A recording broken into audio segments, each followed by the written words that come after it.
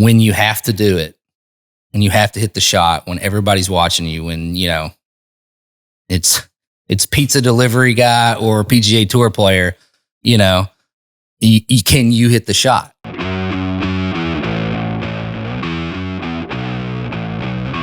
You're listening to Studio 22. Thank you guys so much for watching. We hope you enjoyed the video. Please don't forget to leave a like. Subscribe and hit the bell for notifications for more future content. Welcome to Studio 22. I'm Brock O'Hearn. I'm here with my co-host Will Meldman, and we're sitting with the legendary JB Holmes. What's going on, bro? Hey, how y'all doing? Good, Thanks man. for having me. Thanks for coming on, man. Heard you getting a little workout in this morning? Yeah, did a little workout this morning and trying to get back to healthy enough to get back out there on tour. That's awesome, man. What is it like, the life of a PGA Tour golfer, man? I mean, it's fun, absolutely. It's a great life. When you're a kid, you're growing up, you're just, pretending, just seeing the winning part of it and playing the golf. And there's a lot more to it than that. But be able to play a game for a living is pretty spectacular. You get to meet a lot of cool people. You get to travel around the world. So I've been very fortunate and very blessed. Definitely not easy, and maybe some people think it's like going out and playing with your boys. It's not that, but it's definitely a blessing to be able to do that, and I've been very, very fortunate. When did you first get into golf? Like early on? I was 14 months old. Wow. So pretty much in diapers. I was hitting it around the yard and was on a golf course by the time I was 4. My dad, was a college baseball player, and he kind of started playing golf about the time I was born, and I just always loved it. He said as a 2 or 3 year old, I would sit on the couch and I'd watch golf for hours and just be like, "Where's the ball? Just where's the ball?" I said I could just keep asking that. So, just always have been drawn to the sport. Quite literally your entire life, I would say, right? Yeah, I'm 40 and I've been playing 39 years. So That's awesome. That's awesome. Was that so? Since then, it's just only been the thing you've wanted to do. I played all the sports when I was growing up, but I've always really loved golf. At the time, I was in a small town, so there wasn't a whole lot of kids my age playing. Wasn't as popular as it is these days, and so my dad.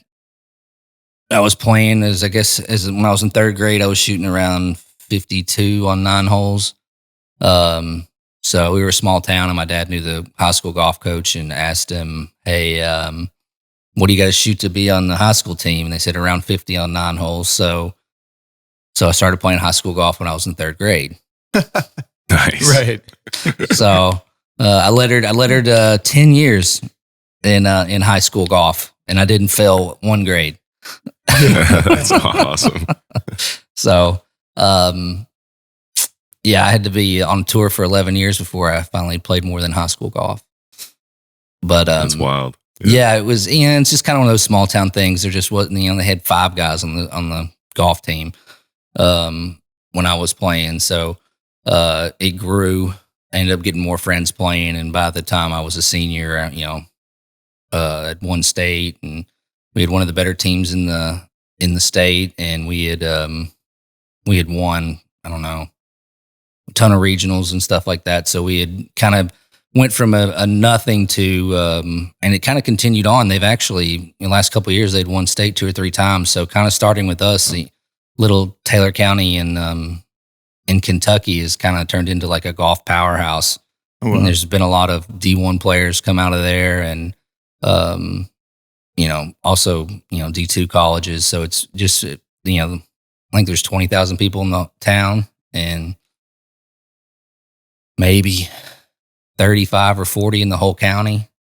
So it's just, wow. It's really small for that to go against places like Lexington and Louisville, and you have the private schools, because it's not, Kentucky's golf's not big enough. There's not like where there's 4A, and so it's just everybody's playing everybody. Right. So it's kind of pretty unique that little bitty town has turned into like a powerhouse in golf over the last 20 years. So Do you think since you were there, they started and then they saw what you could do? You know, they started putting a little more into it. I think we had we didn't have a club pro when I was there. It was just a pro shop, and somebody had that, and we got a club pro, and he was Mike Kehoe came up, and he came in and helped the youth golf a lot, but also I think a lot of kids seeing that I was successful and that you can make it out of a small town, that a lot more people started playing golf, and there ended up being a lot of talent. I mean, I think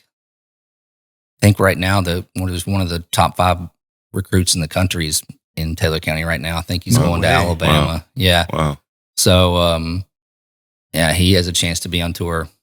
I think is if he in the way he's going right now. So he's a great player, like I said. So it's pretty unique. It's one of those things where I could see if ESPN ever got interested, if you went in and got the story, it was like a 30 for 30. Yeah, or something like that. It's small town in Kentucky, so it's not quite as big as some of the stories they did, but it would be a very interesting story that people would be kind of surprised about, with just, like I said, such a small town, and then being able to produce that many quality golfers. I mean, not tour level, and maybe another tour level player coming out, but quality players. It's like an all-American story. It's cool.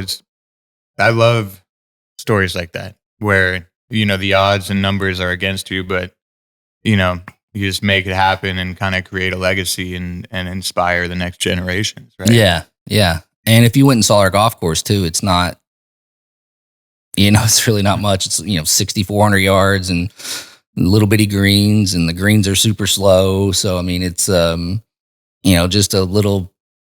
It's in the middle of nowhere. When I grew up, of the surrounding counties, we were the only one that had 18 holes. Everybody else had 9-hole courses. Wow. So, but it's pretty unique to see that many people go to college and play college golf, coming from just a small town. What was your journey like to college? Well, how did you decide?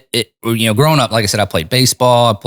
Baseball was kind of my favorite sport up until I was 12 or 13. I just played kind of golf for fun, and I'm playing on the high school team, but I'm still getting beat. It's not like I'm just out there wearing people out because I'm 3rd, 4th, 5th grader. I mean, I beat some people, but I'm like 4 or 5 man on the team, and so I think golf's fun, but in little league and stuff like that, I'm one of the best players. So I think I'm baseball, and then I never really played in a junior golf event until I was 13, because they didn't really. Junior tours really weren't a thing yet. The younger golf wasn't really out there yet. And so I started went and played my first junior event, and I won. And then I ended up winning like the first 4. And then I won, and I was like, well, maybe I'm pretty good at this.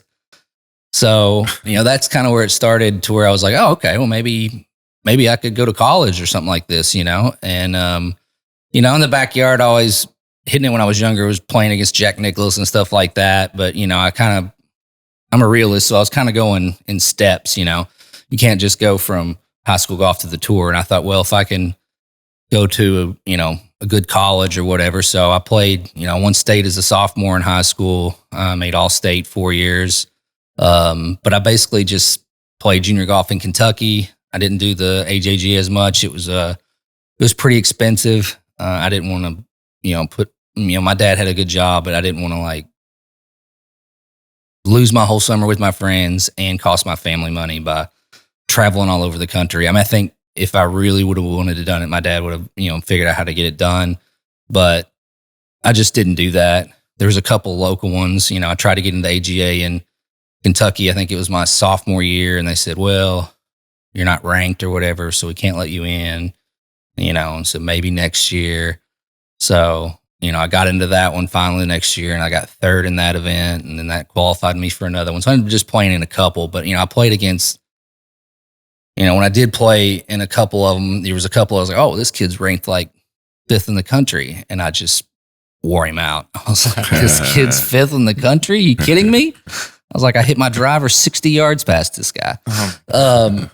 So, just got to see a couple of the, supposed best players in the country, but they're the ones that just played the AJGA and spent the money. It's like a tour, basically, like a PGA tour for junior kids. They're flying all over the country, and it was very expensive to do it. And like I said, these players were good players. It's not like they were bad, but they're telling me I can't get into the tournament because I'm not good enough, and then I'm playing with the 5th ranked guy in the country, and I'm like, I can beat this guy.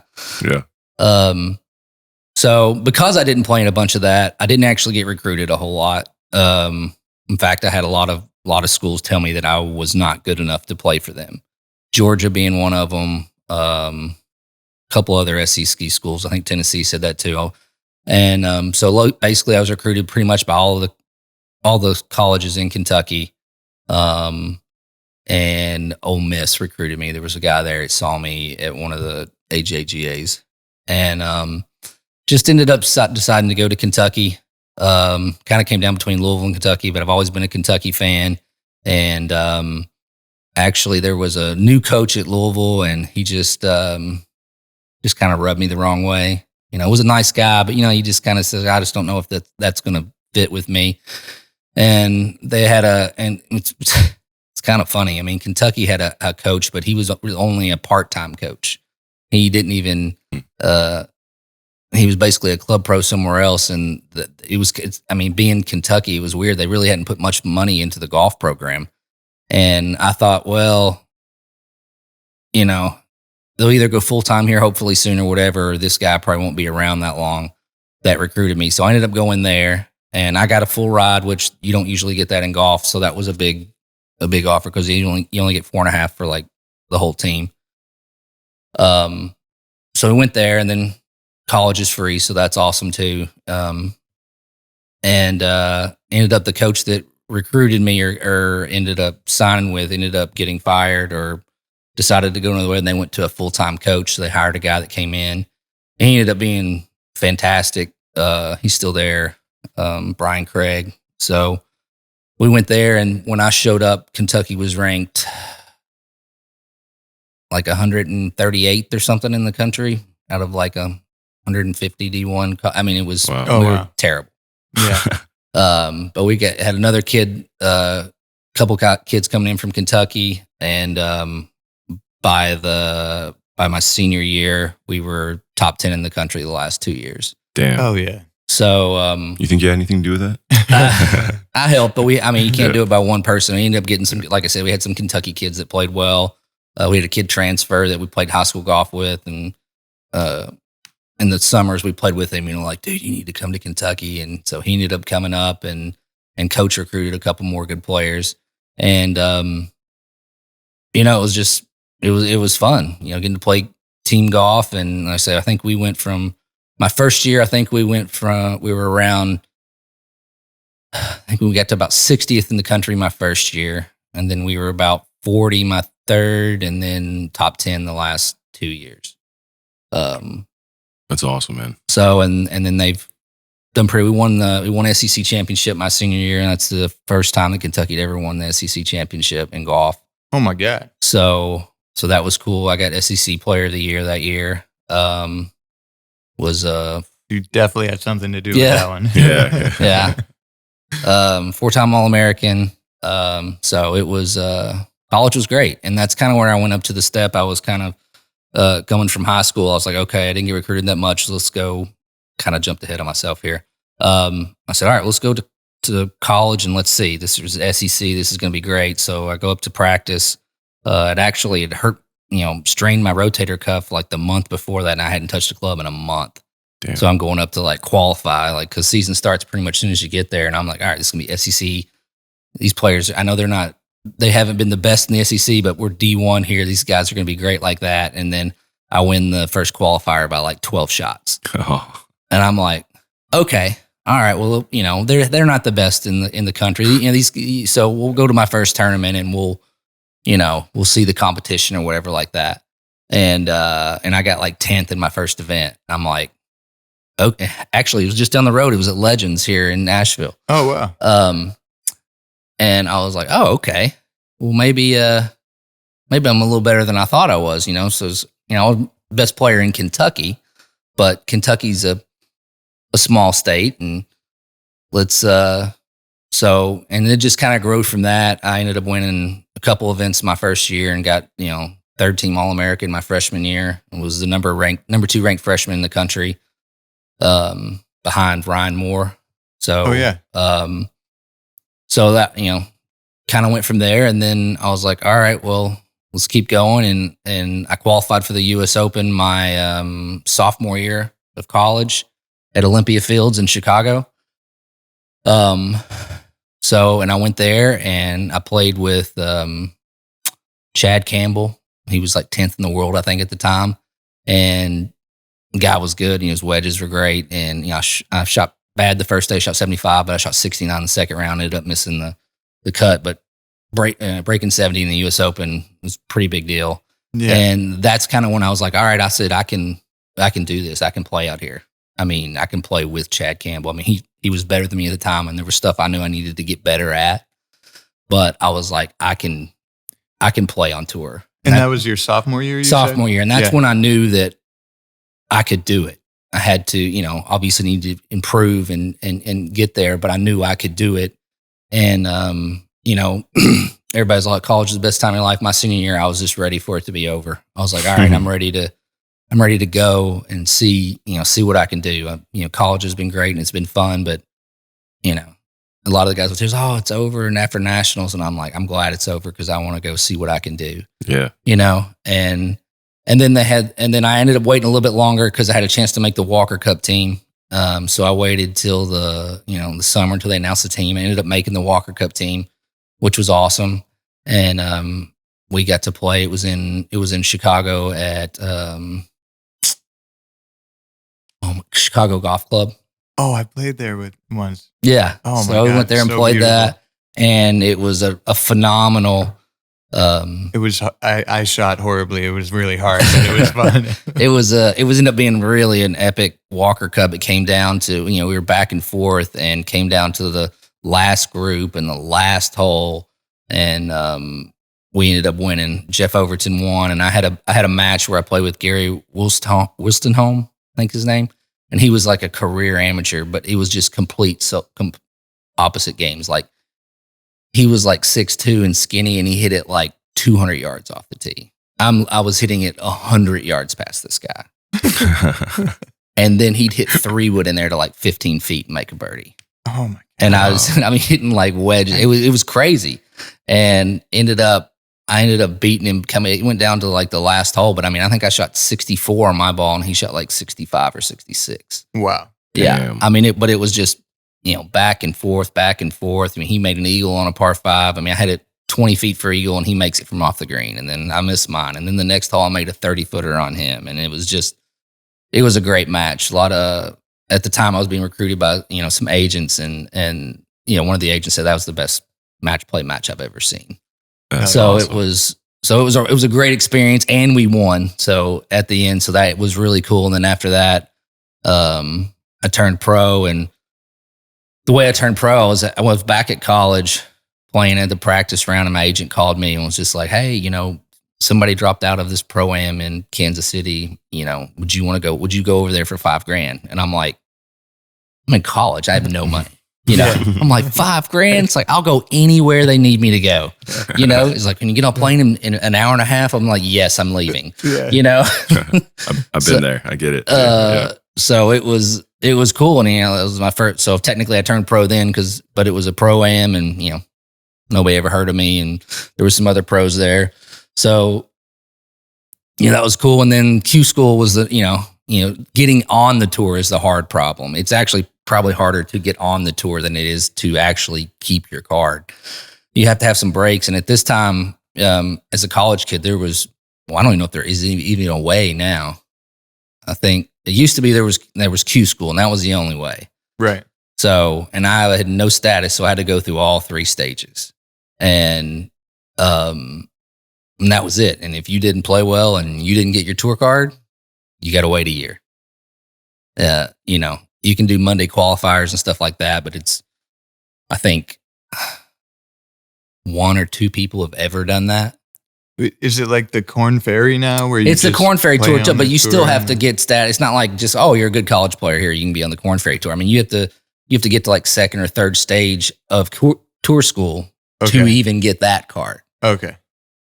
So it's a complicated process. Yeah. So, so the first stage is called locals, and I think there's I don't know the number. I think there's 150 or 100, or there's all over the country. There's a bunch of them, and then they have second stage where I think there's maybe 8 or 9 sites or 10, and I could be way off on these numbers. Yeah.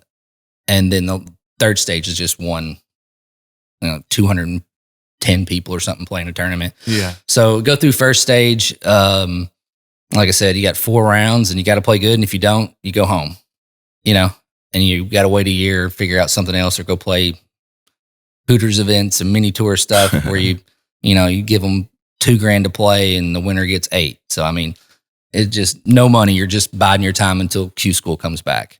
And, so ended up going through the first stage and played great. And I think I shot 15 under and got second.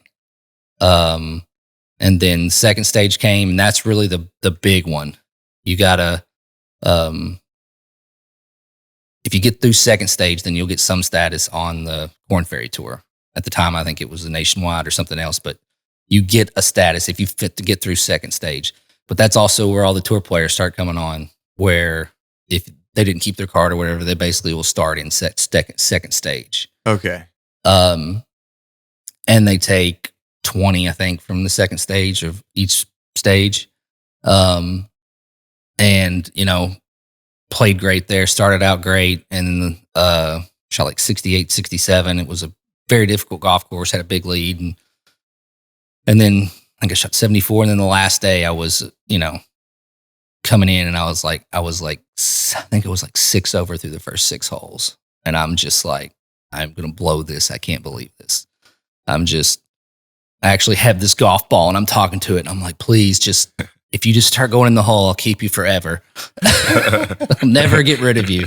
And I ended up playing like even from there on in. So I still have that golf ball in a trophy case. I was waiting for you to like pull off your keychain or something. But, I ended up shooting 78 and I still got 4th. I mean, the golf course was hard. So I got to final stage, and then the final stage is really grueling. It's 6 rounds. It was in Florida at Orange County National, which ended up being great because I had played a couple of national high school championships there, and I'd won. I'd won one there.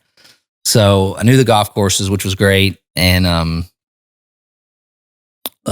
so we started out, and I shot like 69, but I'd talked to Bo Van Pelt, my agent, and talked to him before and how he'd gone to Q school. And he said, I just never looked at the board. I didn't worry about where I was. I just tried to, just keep your head down and just play golf.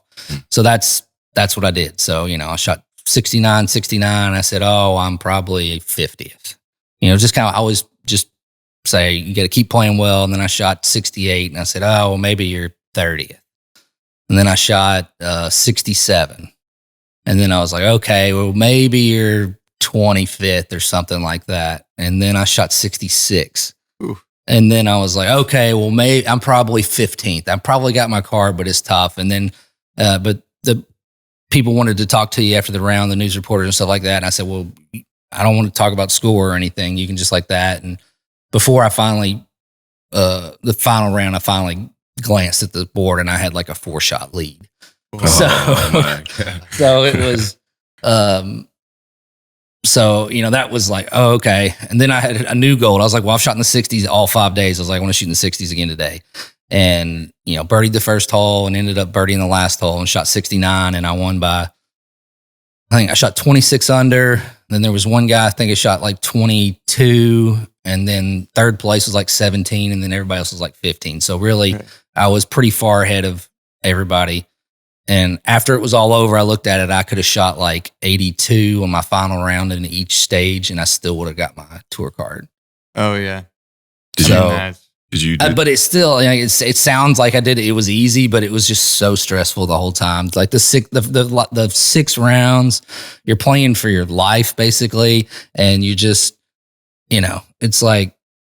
You're like, I can either be a tour player or I can deliver pizzas, That's kind of what it feels like coming at it. And the whole time you're like, I just want this to be over. I just want it to be over and to finish and know what's going on. And I just want it to be over. And I said, I played great the whole time. And so, you got your tour card, and then you're like, yes, and you're excited and you're amazing. And then you start thinking about it. You're like, now it's just starting. Right. Now I just got there. Now, Now I actually have to play. I feel like you went 5 rounds without looking. And then you looked at the most stressful time though. Right. Well, I'd got enough hints from, or you were just like, it's okay. everybody was wanting to talk to me, and You couldn't avoid it. It was just like, I'm getting a lot of attention. Yeah. And usually the guy in 15th's not getting that much attention. They might talk to him because you're in the spot, and I just, and my parents are there and they're grinning ear to ear. So, it wasn't like I was getting a lot of bad, if I was like, just hang on, it was, you knew. I was like, at that point, and I think I'd heard somebody walking by, oh, that's the guy to win. I've maybe heard somebody say something like that. So I think I could just feel I could feel the suspense of the story, because if I went all that time without looking and looked, I would have folded. Yeah. Did you? Well, luckily I had a big enough lead. I couldn't really fold too bad. So if I'd have walked up and I'd have been like, oh, you're 29th, then that might have been a bad move. Yeah. But but that's part of it. There's a lot of great golfers, and there's a lot of people that have the ability to play on tour, but it's not just that. It's when you have to do it, when you have to hit the shot, when everybody's watching you, when, it's pizza delivery guy or PGA Tour player, can you hit the shot? And, I've been fortunate enough to be able to hit the shot, but there's a lot of great players that, there's a lot of people I played in college that were great players, and definitely I've seen them play good enough to be on tour. But when it came down to it and everything's on the line and you have to hit this shot, they couldn't do it. Did you continue to not looking at the board as you move forward in your career, or is that something you just did at that time? I mean, I'd like to do it a little bit more, but it's pretty much impossible on tour. They have them out there so much, and they're, half the time you're reading a putt and it's right behind the hole. I mean, you're like, I'm going to close my eyes to read this one. So you try to avoid it at the beginning. You don't, and you try to stay away from, not look at it too much. Me personally, and there's some people that watch it. It's just everybody has different preferences. I want my caddy to know where it's at. We're coming down the end. I want to be not dwelling on every shot. I mean, preferably would like to be playing with the guy that you're going against. But he knows where it's at. So if it's coming down to the end, we're just, I'm like, all right, what do we need to do here? And if he's like, let's just hit it in the middle of the green and 2-putt, I know we're in good shape. Right. And if he's like, all right, we got to get this 4-iron and knock this flag down, I was like, we're chasing kind of the back nine the last Sunday. When you get in it, you know where you're at. But that's kind of where the tournament's won anyways. Up until that point, you're just trying to beat the golf course. You don't really start playing people until it comes down to the end. So what was it like when you first got your PGA Tour card? Well, I kind of had a little bit of, you get to start in Hawaii. So that was the first event. So that's kind of awesome. But we're going up there, and I play my first practice round, and then I met Paul Azinger the first day I was there, so that was cool. And he said, "Yeah, you want to play some golf?" And I was like, "All right, we'll play tomorrow." So I'm so excited. Get on the range, hit like a 10-yard chip, hit like a 30-yard chip, and I pull something in my back. No, and I can't even take the club back. Can't even putt. Damn. And I'm just like, you got to be kidding me. So. And they have trainers and stuff, so I don't play any that day. On the table with the tour guys the whole day, and laying in the bed, ice in my back. Like I said, it was just like a 30-yard chip. It wasn't even like, I'm 23. This stuff shouldn't happen, right? First tournament? Yeah, first turn. Well, I'd gotten to one before I did Q school, and I basically had mono before that one, so that didn't help. I had that before second stage too. I forgot about that. I hadn't been able to play, and these parents sent me down to Houston, and I didn't even play practice round. I played like 9 holes and just barely got enough energy to play 9 holes. And then I was like, all right, well, let's see how this goes, and was able to find a way. And so I'm laying, first tour event, hurt myself on a 20-yard chip shot, like the third swing of the day. So basically in the bed, icing all that day. Wednesday, same thing, ice. Went to the trainers twice, ice, laying in bed. And Wednesday, I mean, the first day I couldn't do anything. The second day I could at least swing a putter. And then the third day, still hurting. And I talked to the trainers and on Thursday, and they're like, it's a muscle strain or whatever. And I said, can I injure myself anymore? And they're like, no, you're not going to hurt yourself anymore. It's just going to be painful, but you're not going to make it any worse. And I'm like, well, I flew halfway around the world basically to get here, so I'm going to play. Good question to ask them. Yeah. And that's why I said, I can play through some pain since I'm already here. I have nothing. Usually you try not to fight through stuff but like I said, I'm at the bottom floor, so there's nowhere to go but up. So I said, all right, well, let's go. Let's see what happens. And I was able to somehow shoot 70. And then the next round, I shot 66. At the time, I was when I came in, I went off real early. At the time, I was in the lead. Like when I finished, ended up by the end of the day, it wasn't. But played the rest of the week. Back got a little bit better. She got 10th at my first event after all that. And I was like, all right, this is great. Made $100,000. I think it was $110,000 and 23. I'm cloud nine. So, but the next tournament starts. So we get on a red eye. I go over there. I sleep funny on the plane. My back is killing me. Oh. This is the start I had. Jeez. So I try to play through the week. It keeps getting worse. I play one round. I shoot like 66 or not 66, like 76 or 78. And I'm like, I'm done. So I take the rest of the week off, going to the trainer every day, going like that. Go San Diego's the next week. Go to San Diego. Still hasn't got any better. Tried to play on Monday. It hurt real bad. And a guy that I was with Cobra at the time, and one of the guys working there knew a chiropractor. He said he's a Nuka chiropractor. And he said, hey, this guy works with Kobe and these other guys are really good. So he's go see this guy. And I said, okay. So I went and saw him, and something was out of whack. I was carrying like 75 pounds more on my right side than I was my left side. So he crack, got on a scale. He had 2 scales where you could see it, and it kind of immediately fixed. And I went like straight to the golf course after that, and I swung, and I'm like, it doesn't hurt. Oh, wow. And ended up playing that week, and I played okay, and I got like 23rd. And then the next week was Phoenix. I still felt great. Went out. I love the golf course. First round, I shot like 68. I missed some short putts. I called my agent that night, and I was like, I'm going to win this golf tournament a bunch. And ended up just being an unbelievable week for me, and I ended up winning by 8 that week. Holy shit. Amazing. So, Good. I mean, it looks like I had you see it on paper, like, oh, it's easy start. This guy goes 10th, missed the cut or withdrew, and then goes 23rd and win.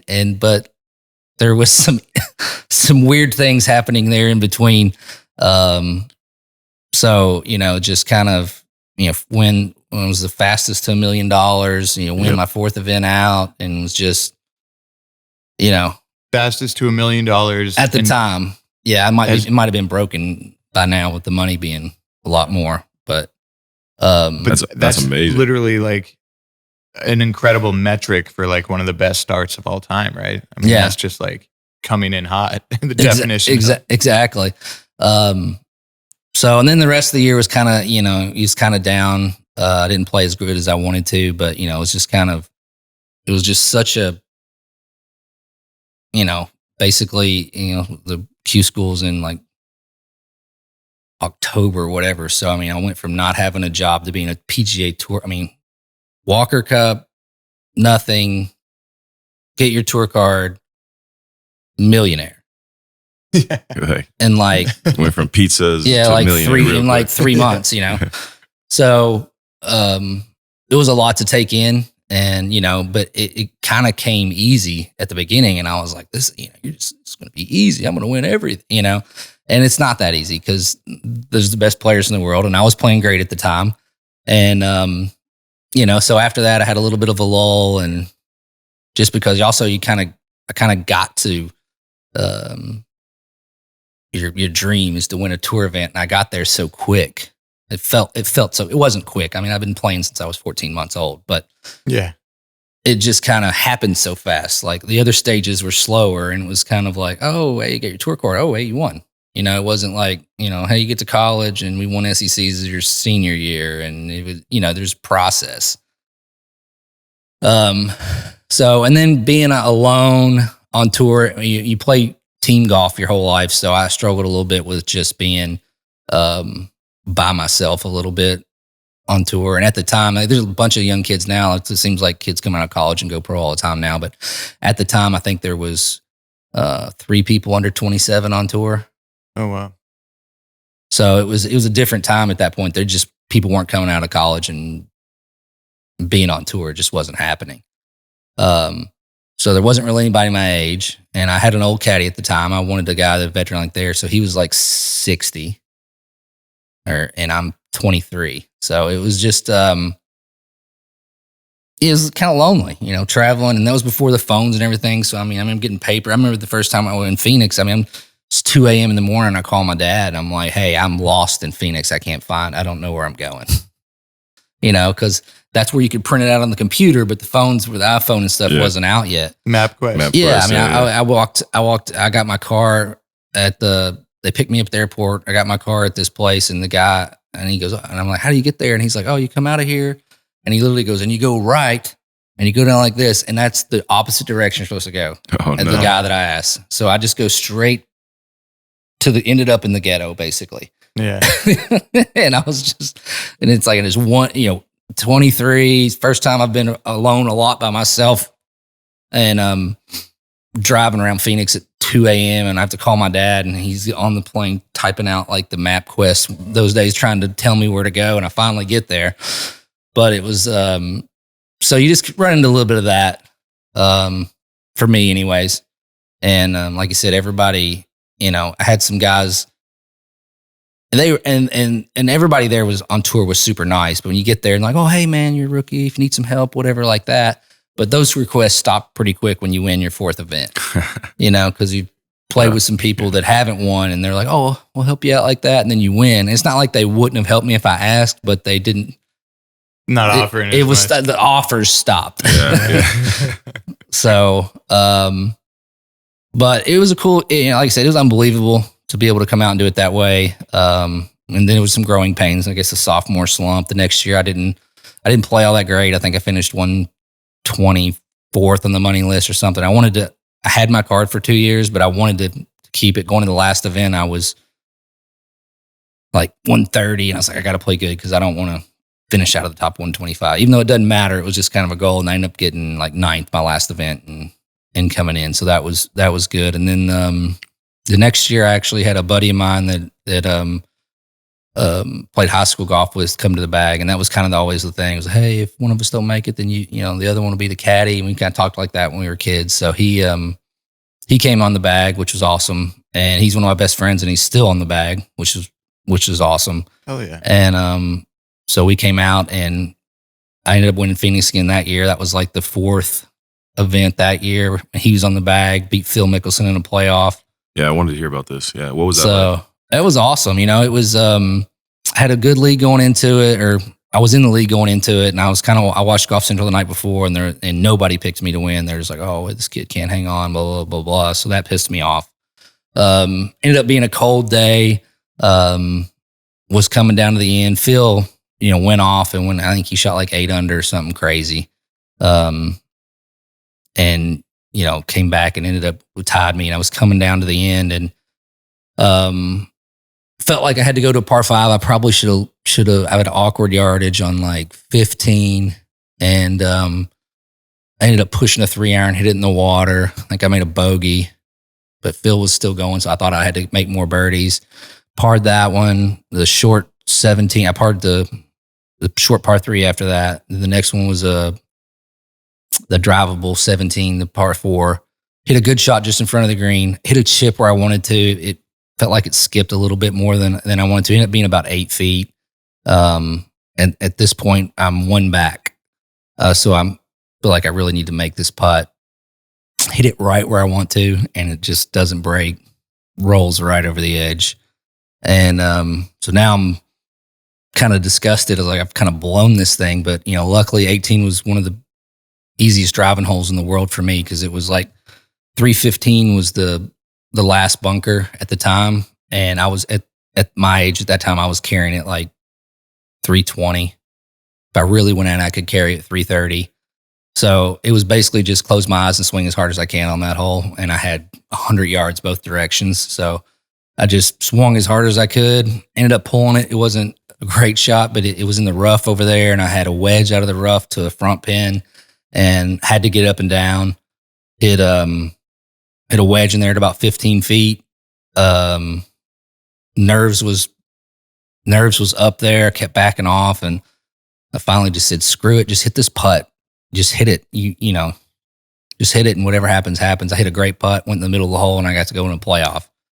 And once I got in the playoff, it was like a switch flipped. I was just like, I've always been really good if I can see my opponent. And I was just like, I'm going to win. And he hit 3-wood off the tee there, which I was like, great, I'll hit it 90 by him. And he hit a good 3-wood, and I just freaking hammered this drive. And as soon as I hit it, it's Phil Mickelson. I'm not going to, stun the guy or whatever like that. But I hit this shot, and I just almost like I didn't drop my club, but just kind of roll it and just like, puff out the chest, and trying to be intimidating. I'm not going to intimidate Phil Mickelson, but I hit it like 350 or 360. There's a plaque. There's a plaque down there now. I mean, I hit it so hard, and I had so much adrenaline. I was like, that could be on the green. And so he hit it back. I think he was 150 or 160 back, and he pulled a little bit, hit to about 30 feet. And then I think it was about 80 yards to the flag, and hit a great shot in there, and it skipped and went back behind the hole about 8 feet. And we had just the guy we had played with before had just had that putt and made it for birdie like right before that. So we felt great about the read and the putt, and Phil though almost made his. He ran it over the edge from 30 feet, and then I made an 8-footer to win, and it was just awesome feeling. And the Ryder Cup that year was going to be in Kentucky. Oh wow! And at Valhalla, and when that came out, I think it was like 19 or 18. I told my dad, I was like, I'm going to be on that team. And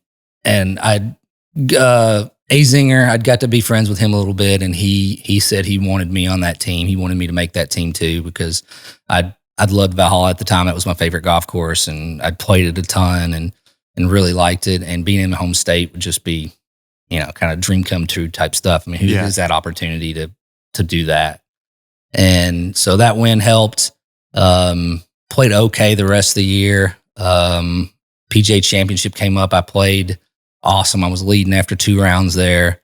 Then I had some rain. They had to play 36 that last day, or 20. It was a bunch, and I just first hole on the last round, I think I was in second or third. I was up there, and I hit one left in the woods and got a bad break, and it was just one of those days where I felt like I'd never touched a golf club before. I just completely collapsed and ended up shooting like 82 or 3 or something. It was a miserable feeling. And I thought kind of maybe I blew my Ryder Cup chance there, but I'd played so good kind of going up into that. And, I was fortunate enough that Paul picked me for that. So that was a awesome feeling to get that. And then I played really good once the Ryder Cup there. And, that week was amazing, having the family and getting to be part of playing for your country and seeing that. State. Yeah, home state. So, I mean, it was just storybook what you could really write. And then also kind of came down to, I ended up being kind of the deciding point. Looked like Furyk kind of had it wrapped up behind me. He had his match in control, and we were down in all the other matches, and mine was it was tied, I think, coming into like the last 4. So it looked like it was going to be my match that decided it. And I ended up birdieing 15, I think it was, a par 3. And then the next hole, the guy I was playing, he birdied it, so he came back to even. I missed my 15-footer, and then 16 came up. I actually pulled it left, but there's so many people that trampled the hill, it kind of rolled back down. So I got lucky, and I hit a wedge in there at about 8 feet and made it for birdie. So we went one up. So one up with 2 to go, and it was kind of my coming to me, and it was another good hole where I could carry all the stuff and just hammered another drive there. I hit it like 350 or 360, and the pin was on the left. He hit it. He had hit a good drive, but he hit his wedge just over the green.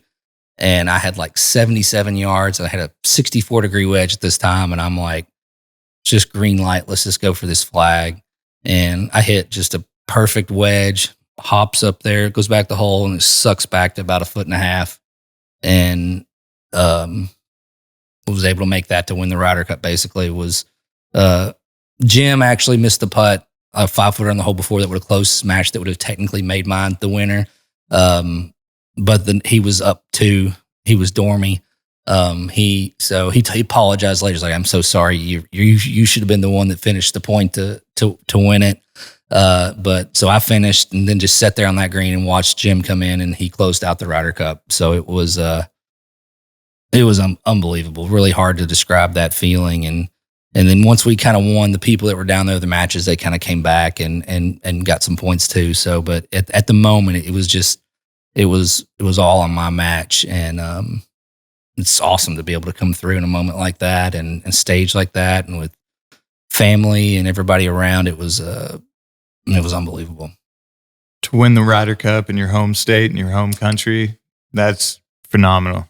Yeah. Love that. I mean, the people even have the opportunities to do that is crazy. And then to get it done, and then the way that it kind of panned out, the way it did to come down to where it was kind of on my match.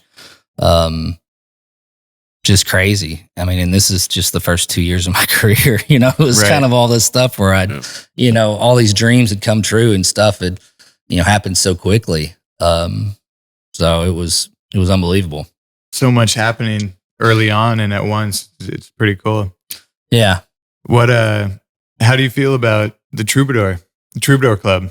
It's awesome, man. I love living here. I've been to several Discovery properties. They do it right, man. It's like living in a small town, but with all the luxuries of what the world has to offer right now. So, I mean, just, you can let your kids ride bikes down the streets, and, they have their own areas to play. The golf course is phenomenal. People are good here. It's just, it's real easy to see why Discovery is successful. Absolutely. This is my first time here. And, like you mentioned, you get that small neighborhood feeling walking my dog down the street, waving at everyone going by. It's really relaxing and awesome. I love it. Yeah. So, like I said, we're very fortunate to be able to be here. We're starting to build a house and hopefully get the kids to grow up here, and schools are great around here. And it's just, it's a dream scenario right now. It's just a little early in the stages, and when they get everything built out, it'll be even better. So, do you have anything coming up that we can look forward to? Well, I'm looking forward just to get back out on tour right now. I had back surgery in November, so I've been off this year, trying to get back to where I'm healthy enough to get back out there and compete again. So, just trying to do that right now, and hopefully get back out there and get back on the winner's circle. That's awesome, man. Yeah. Hell yeah. I read something, I don't know if you want to talk about it or not, but about brain surgery that you had. Yeah. I actually ended up having to have it twice. Lucky me. Wow. So I think it was 2011. It actually was kind of frustrating because I started out playing awesome that year. I already had a couple top 10s, and it kind of felt it starting to affect me at the PGA Tour and at the Players Championship. And I was like 4th or 5th at the time, but I started getting like dizzy. And I thought, well, maybe it's inner ear infection or something like that. And end up finishing that week. I think I got a top 10. But the stuff didn't get away. So we saw a doctor at the Players, and it was ear infection, and went to Texas the next week and saw somebody else who wasn't getting any better. And they said it was vertigo. So I tried to do all the vertigo stuff, and that wasn't helping either. I was getting bad migraines or headaches as well, sensitivity to light. Finally found out that, 5th or 6th doctor, that it was Chiari malformation. And basically that means the hole in the base of your skull where your spinal cord and everything goes through, my brain was kind of going down through that and setting on my skull, which was stopping spinal fluid from flowing. Wow. And it's one of those things that you're kind of born with. And some people it doesn't ever really affect. And sometimes it does affect people, but it's usually kind of when it did, it was kind of my late 20s. And if I had a desk job, it would have been fine. It wasn't that bad. Probably wouldn't have noticed it. I mean, just that, or I could play basketball and it wasn't too bad.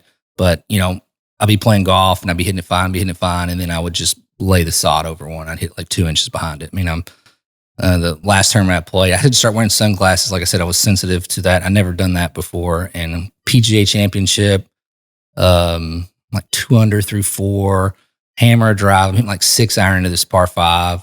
So, starting out good, and I hit like 1.5 inches behind the ball and it 50 yards short in the water. Make like a double, and it was just shot. I mean, it'd be different if that was like my miss my whole life, but I just never did that. Right. So it was affecting me enough that like I could make a cut, but I never really finished better than like 50th. So we finally, once we find out what it was, got to a good doctor, and he said, yes, this is definitely something we should fix. And you should be, as much as a doctor can say, this would help. So so pretty much about a week after that, it was pretty quick. It was kind of like, yes, you need surgery. It would help. And then a few days later, I was having brain surgery. Crazy. Which was, scary. But at the same time, I knew I couldn't sustain PGA Tour doing that. And as far as brain surgeries go, he said it was a 1 out of 10. So it was easy for him, but still brain surgery. So went in, they had to cut a piece of my skull out, the base of it, to give the brain more room. And then they put like a titanium plate and pulled it back, and then glued it and put it back, and then started the process to, you're surprised how much you use your neck muscles to drive or do anything. Yeah. And so they had to cut those muscles and had to do rehab. But about a month after the surgery, I got like a fluid pocket on the back of my head and was starting to get dizzy. And we said, this isn't, I don't feel right. And they're like, oh no, it's fine. It's sometimes that happens like that. And I was at home doing like a pro-am thing for, I wasn't playing obviously, but I was driving around in my hometown and talking to some people, and just felt awful. Went home, ended up getting really sick, throwing up, ended up going to the hospital that night. And I woke up, I got air vac to Baltimore. I woke up there, and turns out I'm like the 1 in 50,000 or something. It's allergic to the adhesive that they used. Oh no. Jeez. So I had like chemical meningitis. So ended up getting there, and they said, well, you could get over this way, but the easiest thing is just to go back in there and have surgery again and fix it and sew it back up like that. So I said, all right, well, let's do that. So then I went back under the knife. They went back in there and did that again, and then started the process again to heal up, and was able to get back to where I could start San Diego about, I guess it was 5 or 6 months later. And I wasn't 100% at the time, but it was kind of one of those things, the way I'd kept my card for the year. So the way it works is, if you play a certain amount of events, it counts as a full year. If you play like 12 events. So if I'd have waited till I was 100% in half the year, I'd have played 12 events and it would have counted as a full year anyways. So I was like, I'm like 75% now. Screw it. Let's just start and I'll just play my way back into. And so it was an emotional moment teeing off, and it was like, okay, because, it was surgery and I was supposed to get back, but you just don't know how that stuff's going to go. So got back and I hit my first tee shot, and I was like, all right, now let's get better and win. So, it was, everybody, that's just kind of the mindset you got to have. It was like, all right, you got to this point, you did it. Congratulations. Now let's go down to, let's climb another mountain. And, worked hard that way. And about, I guess it was forgot about I got another injury. So we played about a year and a half that way and was starting to play better. And then I had an accident and I broke my ankle. I hate running. I hate doing cardio. I was trying to do something. I tried to do rollerblading. Oh yeah. Which ended up being a bad idea. And So they just paved this place. It was a new place. Instead of buying slow wheels, I bought the nice stuff, which was stupid, and hit a stick and fell awkward. I fell a million times in my life and just been able to land it. I've been a good athlete and just landed awkward and crack, broke my ankle. So then I missed the rest of that season doing that and recovering from that. And at the time I had developed tennis elbow from coming back from the brain surgery because I tried to hit too many balls too early. And that was starting to bother me at the time I broke my ankle. So I was thinking about taking some time off anyway. So when I broke my ankle, I was like, well, that makes that decision easy. Yeah, there you go. So ended up getting surgery in my arm too while I was out. So I had surgery to fix the tennis elbow and a broken ankle and took that year off to get better. And, had a major medical to so many tournaments the next year to get my card, and, worked hard and played well and got my card like the week before, I think, at the Arnold Palmer. And then like a couple weeks after that, I won Wells Fargo. And oh yeah, that one was real emotional, coming from brain surgery and arm surgery and all that stuff. It can go away so quick, and was able to work. I worked my ass off to get back to that, and was able to win that and then that started kind of the best kind of run of golf I'd had in a long time. So I played well there. And then the next year started, I got like second at San Diego. I should have won there. I got beat in a playoff by Jason Day. And then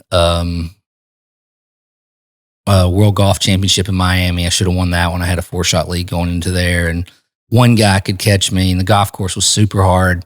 DJ played great. I didn't play so good. Ended up getting beat by one. Got second there, and then I won Houston later on that year. Got to like 13th in the world. Played in the President's Cup that year. Got to play with Bubba. We were the kind of the guys that were playing the best and played all 5 rounds. Had one match go to 16, then all my other matches went to 18. So it was a drain, but it was an awesome week. We ended up winning. And then the next year, had a great year. Had two top 5s in majors, like 6 top 6s that year. Was able to make the Ryder Cup team again. And we played that in Minnesota, and another unbelievable experience, and was able to win that one. So I've never lost a team event in any national. The Walker Cup. I played the U.S. Palmer Cup, U.S. Japan team, President's Cup, Ryder Cup, and we've won every time. And until the last Ryder Cup, I'd always had a positive winning record. The last one I was 1 and 2, but they put me in a spot where I was going to play I thought I was going to play Roy McIlroy. So it was an honor for them to have enough faith into me to play that. Ended up getting Thomas Peters, and he was the one. I think he had 5 that week. He played great. I think I took him to like the 16th hole, but he was like 6 under or something. So he played awesome, just beat me. But it was a great week. Another awesome experience. It sounds like, it's a great lesson in like self-awareness, and like if you feel something's wrong, go get it checked out. And then not to mention like extreme perseverance and, coming back strong. I mean, that's clearly evident, but I'm glad you took care of that and got it fixed. Thank you. Yeah, it's nothing comes easy. It's what people see, and they're watching on Sunday and seeing the guy winning, but they don't know how many balls have been hit, how much time you've put into it, and it's just, it's a whole lot of work. We are playing a game for a living. We do get paid a lot of money when you're playing great, but there's a lot of work to it. And unlike a lot of sports, it's not guaranteed. You play bad one year, you don't have your card. So, it's not like baseball and some of these where they sign the 10-year contract and they never hit a baseball again. They still get the money guaranteed. So I think a lot of people respect the sport in that sense too, because you have to earn it. Yeah, certainly. Yeah, man. Well, badass career, dude, and really appreciate you coming on. It's been a lot of fun. Thank you. Yeah, thanks for having me, guys. Absolutely. We're going to, continue watching you out there. We're excited. Yeah. Appreciate it. Yeah, it's really cool. Thank you for watching. Don't forget to drop a like if you enjoyed the video. And subscribe and hit the bell for a whole lot more to come.